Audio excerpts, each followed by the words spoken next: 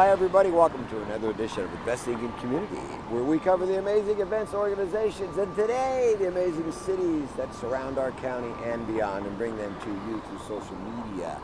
And today I'm with the lovely Haley Glasgow. Hi Mark. Good morning everybody. Reno is about 22 miles from Lake Tahoe and about 67 miles from Nevada City. It's known as the biggest little city in Reno, the famous Reno Arch behind us. Reno is famous for its hotels and casinos. There's about 20 casinos right here in Reno, yielding about $600 million in revenue. So today we're going to take a look at the casinos, the auto museum. There's a national bowling center here. They got tons to offer, so we're going to cover it all in today's edition. Are you ready to go? I'm ready. Are you, Mark? Clap me five. All right, Haley and I in Reno.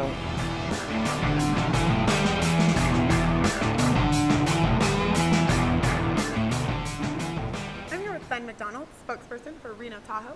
We're at the large convention center in Reno. What is a typical event that happens here? Well, the Reno Sparks Convention Center is 600,000 square feet, so typically we host larger events here. A lot of NorCal volleyball events are held here each year, Jam On It basketball events. We also do large association events from across the country. We have a very important ag department show coming up this season, as well as other very large shows. Typically 15,000 to 20,000 people is what we host here at the Reno Sparks Convention Center. So Ben, why would an organization pick Reno over any other destination city? Well, there's so many advantages to this destination. First of all, value.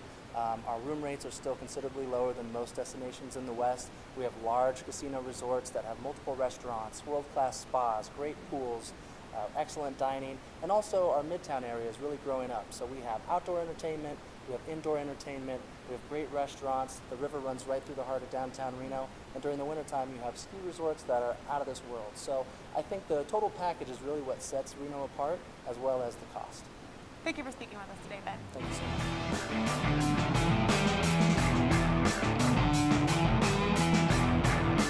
So here we go, downtown Reno, and one of the places to go is the National Auto Museum. Haley?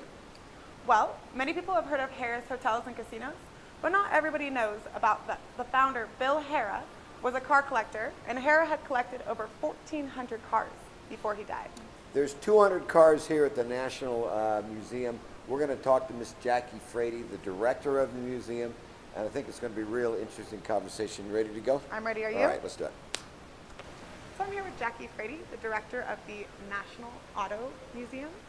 Jackie, tell me, what is the National Automobile Museum? It's one of the top 10 auto museums in the nation, and it's home to the world-famous 1907 Thomas Flyer, which is right behind us. It's the winner of the 1908 New York to Paris race. Jackie, what can visitors expect when at the museum? They'll stroll down historic street settings and explore galleries filled with 200 remarkable cars, from the very earliest horseless carriages to priceless antiques and even one-of-a-kind experimental cars. Thank you for speaking with us today. It was a pleasure. Thank you.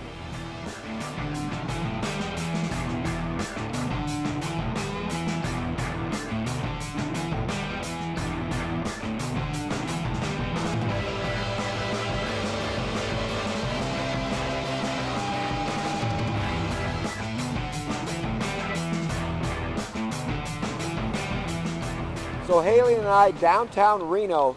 Reno's kind of a funny name, but has an interesting story about how the name got applied to the city. Well, Reno is named after someone who never even visited the area. Maryland native Jesse Lee Reno was an Army officer and Union general during the Civil War who died after being shot in the chest by a friendly fire during the Battle of South Mountain in Maryland.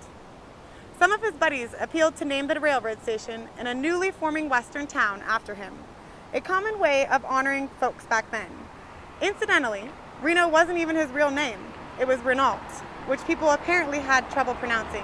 And yes, he was distantly related to the family that later founded the car company. I was going to ask about that. So, other facts to know about Reno is every July for more than a decade, they have the superhero crawl.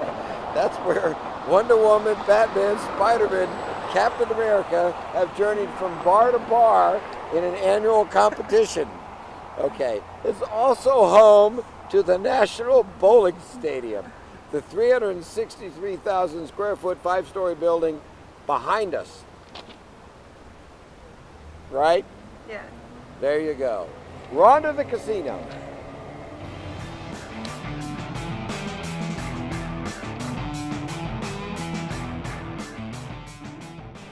So Haley and I at the Silver Legacy, yes, Reno is all about casinos, but there's also all sorts of things that the casinos have that entice the family to come. And the Silver Legacy has a brand new spa, $12 million in renovations. It's actually a brand new spa.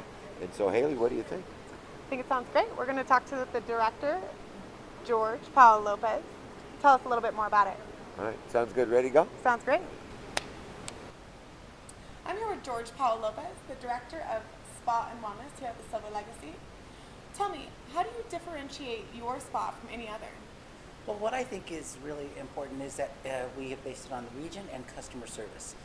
It is really important for us to really take the person into consideration first, and then provide them with an area of relaxation, rejuvenation, and just really take them to an experience level that they haven't had before. So, George, when developing the menu, what did you have in mind?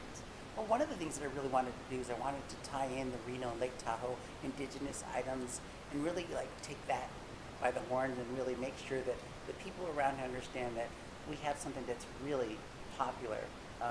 Lake Tahoe and Reno are symbiotic, so we kept the menu in that force. So really going towards that aspect of it. Thank you, George. Thank